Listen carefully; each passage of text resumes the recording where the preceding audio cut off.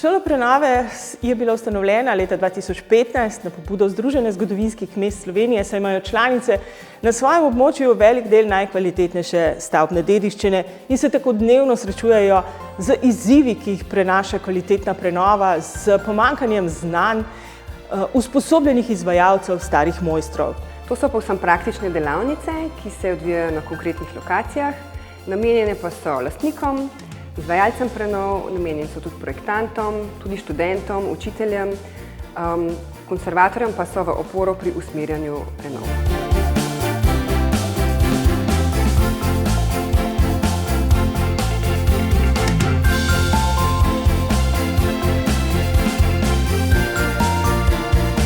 Zato smo ugotovili, da je skozi dejavnost šole prenove potrebno hkrati usposabljati učitelje, da bodo opolnomočeni, da bodo znanja sploh lahko prenašali, in pa hkrati organizirati delavnice za otroke, da jih navdušimo za delo na dediščini,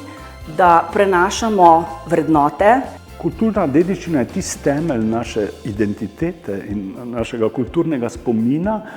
ki nas konstituira na nek način, in zato je prenova toliko bolj pomembna. Ne samo, da je zapisana vse ključne evropske dokumente, od novega evropskega Bauhausa, Davosške deklaracije, etc., ampak je del tudi pedagoškega procesa. Vedno bolj integrirana tudi na fakulteti,